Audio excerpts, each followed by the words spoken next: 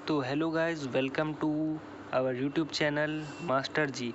तो जैसा कि आज मैंने अपने वीडियो में सुबह वाले में बताया था कि हम लोग करने जा रहे हैं 30 डे चैलेंज ऑफ वोकैब, जिसमें हम लोग पर डे एक एक लेटर से लेकर के उसकी 10-10 मीनिंगें देखेंगे। जैसा कि आप लोग देख रहे होंगे, इसमें 10 मीनिंगें लिखी, 10 मीनिंग्स लिखी, जिसकी मीनिंग्स विद सिनोनिम्स और एंटोनियम्स मैं आपको एक्सप्लेन करूँगा। और ऐसे ही पूरे लेटर जेड लेटर तक हम लोग इसको डेली का डेली रिवाइज करेंगे। इससे आपको क्या होगा कि आपको आने वाले किसी भी एग्ज़ाम्स में इसकी भी आपको बहुत हेल्प मिलेगी। डेली हम लोग 10 जब वोकैब लर्न करेंगे तो उससे हम लोगों की 26 डेज़ में 260 या लर्न हो जाएंगी। और अगर आप लोगों ने को वीडियो पसंद आएगा तो मैं इसमें अपने वोकैब को और बढ़ाऊँगा, ठीक है। तो इसी के साथ मैं आज आपका वीडियो चालू करता हूँ और पहली मीनिंग देखता हूँ। तो पहली मीनिंग आपको दिख रही है, जैसे कि हमारे पास है एस्टोनिश। क्या है? एस्टोनिश। तो इस एस्टोनिश का मतलब होता है हमारा आश्चर्यचकित करना, आश्चर्यचकित होना या करना। और एक मीनिंग होता है इसका चौंकाना,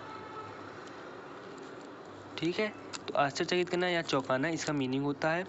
अब इसके अगर हम लोग सिनोनिम्स की बात करें तो हम लोग इसके सिनोनिम्स देख सकते हैं अमेज।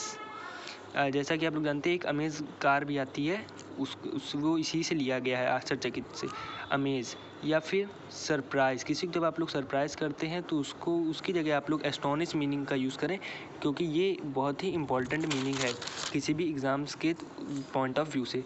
फिर इसको हम लोग और मीनिंग देखेंगे इसकी सिनोनिम्स। एस्टाउंड, ये भी बहुत वेरी इंपॉर्टेंट है। एक मीनिंग जो अब आपको बताने जा रहा हूँ वो आपने कम सुनी होगी, फ्लैबरगैस्ट। ये इम्पॉर्टेंट मीनिंग्स की हैं, आपको इसके सिनोनिम्स मैं बता रहा हूँ। तो एस्टोनिश का मतलब क्या होता है? आश्चर्यचकित होना।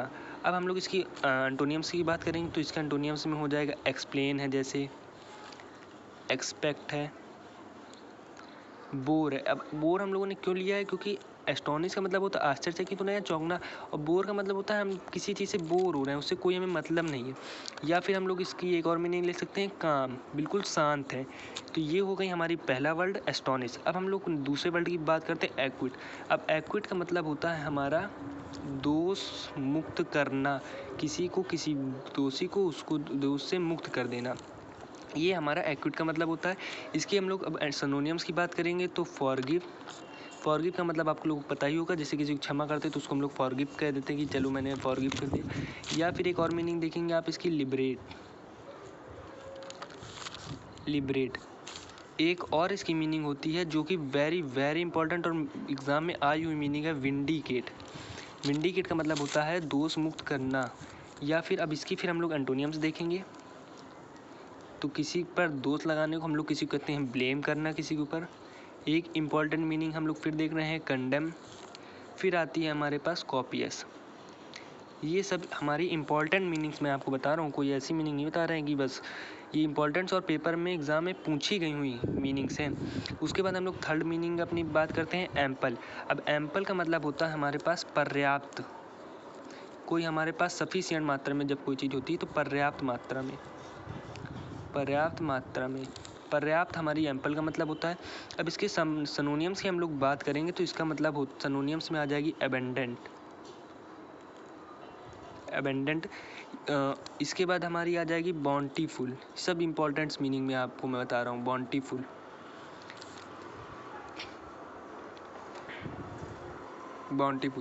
और ये कॉपियस। दोस्तों ये सॉरी मैं बोलना चाहूँगा इस चीज़ के लिए, क्योंकि इसकी कॉपियस यहाँ पर मैंने गलती से लिख दिया है एक्विट की जगह। एक्विट का दोष मुक्त तो ब्लेम हो गई, कंडेम्ड हो गई। एक इसकी मीनिंग होती है एलेगी, इसकी एक इम्पॉर्टेंट मीनिंग है। और हमारी एम्पल की सिनोनिम्स हो जाएंगी एबेंडेंट, बाउंटीफुल और कॉपियस। अब एम्पल की हम लोग एंटोनियम्स की बात करेंगे, पर्याप्त। जब एम्पल का पर्याप्त मतलब जो कुछ पर्याप्त ना हो, इनसफिशिएंट, इनएडिक्वेट, या फिर इम्पॉर्टेंट मीनिंग स्कैंटी।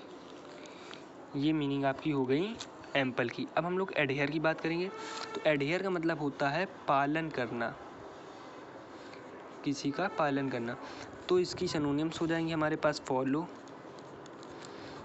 या फिर कंप्लाई, कंप्लाई ये भी एक बहुत इंपॉर्टेंट मीनिंग है। कंप्लाई एग्जाम में देखी हुई मीनिंग मैं आपको बता रहा हूँ कंप्लाई। या फिर हम लोग इसको कह सकते हैं ओबे, जो कि सबको पता होती है। अब इसकी हम लोग एंटोनियम्स की बात करेंगे तो एंटोनियम्स में आ जाएगा इसका लूजन, किसी की बात को ना मानना या उसको छोड़ देना। या फिर इसी को हम लोग कह देते हैं डिसओबे, जो किसी की बात का पालन ना करता उसे हम लोग क्या कह देते हैं, डिसओबे। अब हम लोग बात करते हैं एकम्प्लिस। तो एकम्प्लिस का मतलब होता है सह अपराधी। किसी भी अपराध में जब हम लोग कोई दूसरा आदमी उसका साथ देता है तो उसको सह अपराधी कहते हैं, जिसका इंग्लिश में हम लोग मीनिंग होता है एकम्प्लिस। अब इसकी हम लोग जब सिनोनियम्स देखेंगे तो इसकी सिनोनियम्स में आ जाएगा कोलैबोरेटर, उसके साथ में कोलैब कर रहा है, जो कोलैबोरेटर मतलब कि उसके साथ उसका साथ दे रहा है।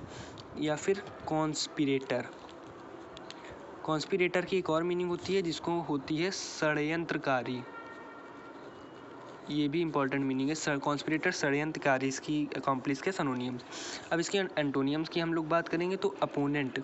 अब अपोनेंट क्यों लिया गया है, क्योंकि जब कोई उसकी मदद कर रहा है तो उसका दोस्त होगा, अपोनेंट मतलब उसके विरुद्ध होगा। या फिर most important most antagonist, antagonist. तो ये हो गई हमारी अकम्प्लिस। अब हम लोग बात करते हैं एलूफ की। एलूफ मतलब होता है दूर, अलग होना, अलग होना। तो और फिर इसकी हम लोग अगर सिनोनियम्स की बात करते हैं तो इसमें आता है हमारा डिटैच्ड, या फिर हमारा डिटैच्ड हो, या फिर इनक्यूरियस। अब हम लोग इसकी एंटोनियम्स की बात करते हैं तो फ्रेंडली, अलग है, फ्रेंडली मतलब हो जाएगा साथ में दोस्तों जो मित्र होंगे। या फिर उसमें इंटरेस्टेड है, तो इंटरेस्टेड होगा तो उससे अलग तो होगा नहीं, तो ये इसकी एंटोनियम्स बन जाएगी। तो ये हो गया हमारी नेक्स्ट मीनिंग अलूफ, जो कि हमारी 6th नंबर की मीनिंग थी। अब हम लोग आते हैं 7th नंबर पे एजिटेट।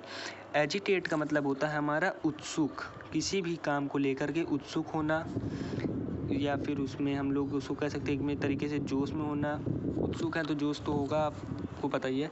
तो अब हम लोग उसका सिनोनियम्स पढ़ेंगे तो सिनोनियम्स हो जाएगा कन्वल्स, या फिर रॉक। अब ये रॉक वो रॉक नहीं है पत्थर वाला, ये रॉक है हमारा उत्सुक जोश से रिलेटेड। अब इसकी एंटोनियम्स की बात करते हैं तो एंटोनियम्स में आ जाएगा काम, शांत है कोई, क्वाइट। या फिर मोस्ट इम्पॉर्टेंट सूथी।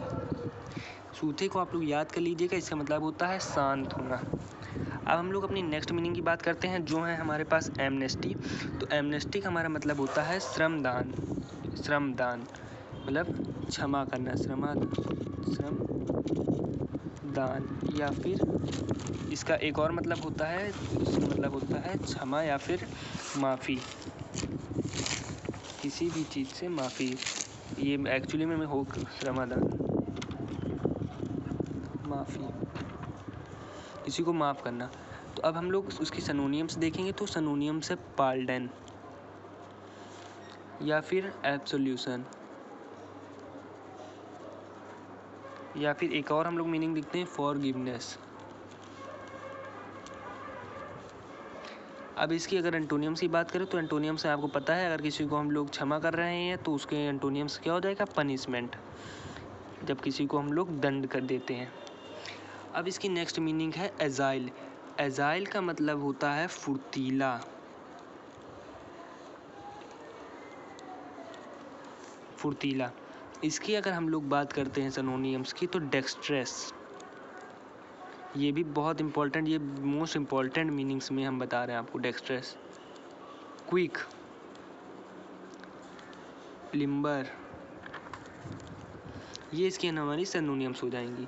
अब एंटोनियम्स की बात करते हैं तो क्लमसी मतलब कि सुस्त, लेथार्जिक, आलसी, डल, ढीला ढाला वगैरह। क्लमसी, लेथार्जिक, डल, एडल, ये हमारी आइडियल मतलब कि ये सब हो जाएंगी हमारी आलसी, इसका सबका मतलब होता है आलसी। ये हमारी इसकी एंटोनियम्स हो जाएंगी। अब हम लोग अपनी लास्ट और आज आपकी 10th मीनिंग देखेंगे अबेंडन। अबेंडन का मतलब होता है हमारा त्याग देना, किसी को त्याग देना या छोड़ देना, अबेंडन का मतलब होता है। अब इसके हम लोग सिनोनियम्स देखेंगे तो रिनाउंस, या फिर अनहैंड, छोड़ देना। तो ये हमारे इसकी सिनोनिम्स हो जाएंगी। अब इसी में अगर हम लोग अबंडन की एंटोनियम्स की बात करेंगे तो इसमें एंटोनियम्स में आ जाएगा कीप इट अप, काम को चालू रखना, या फिर होल्ड, पकड़ कर रखना, या फिर हम लोग एक और देखते हैं मीनिंग कंटिन्यू, तो इसकी एंटोनियम्स हो जाएगा कंटिन्यू। तो ये आज आपकी पूरी 10 मीनिंग्स थी लेटर ए से जो स्टार्ट हुई थी। डे 1 था, डेट 6 थी। तो ये आपकी हो गई जो सिनोनिम्स विद एंटोनियम्स, सभी ए से स्टार्ट होने वाली 10 मीनिंग, ये इंपॉर्टेंट मीनिंग्स हैं। तो ये आज आपका फर्स्ट डे था।